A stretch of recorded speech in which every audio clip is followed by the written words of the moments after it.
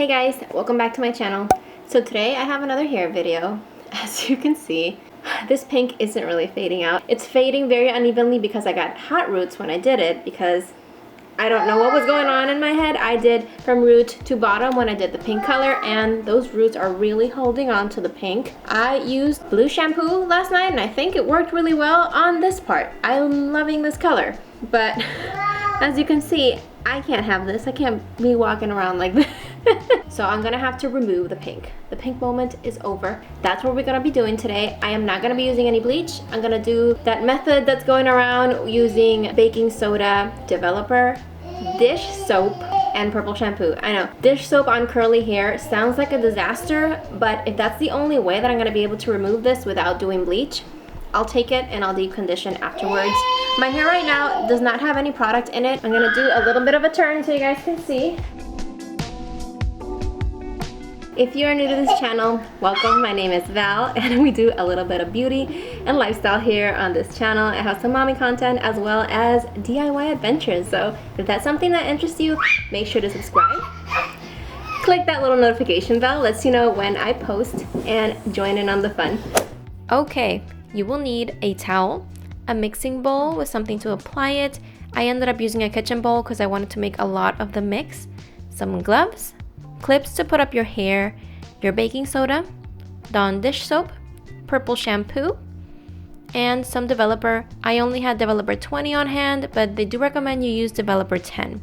Now the mixture, I did not really measure anything at all. I just dumped in some baking soda, put a little bit of developer, not that much, and then I think I did about an ounce of the Dawn dish soap and then a little bit more of the purple shampoo. You want the consistency to be similar to bleach, so not too runny. If it does end up being too runny, just go back in with a little bit more baking soda until it's just a workable mixture. Moving on to application, so I used the brush on the root just because it was easier to apply, and then my gloved hand for the rest of the hair. It's easy to tell if the hair is dry that way, and I was able to work faster by just using my hands. I use the same method as I do with the bleach, just make sure that it is soaked in the mixture so that it will work properly. I applied it just like I would a dye from root to tip, and I left it on for about 30 minutes. You can keep checking on your hair to make sure it's working and leave it on for longer if you need to. Make sure you wear your plastic cap and spray some water in there so that it stays nice and damp. After the mix has done its job and you've rinsed it off, make sure you take your time to deep condition. Your hair is going to need some extra TLC. It will be dry, so I discourage you from using heat styling products if you can. If not, just make sure you're protecting your hair and adding some extra moisture during the next few weeks.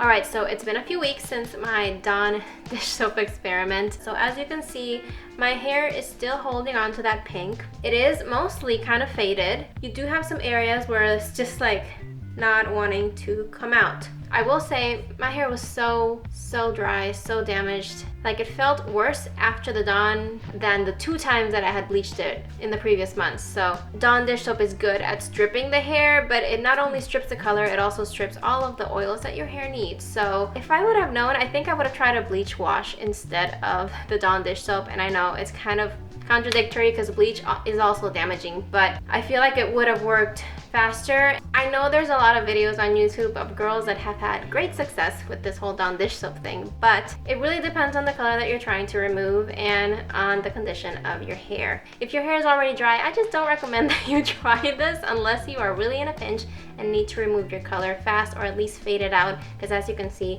it didn't fully remove all the color, so that's a possibility that could happen after you've tried it. So that's my experience with this whole Dawn dish soap DIY color remover.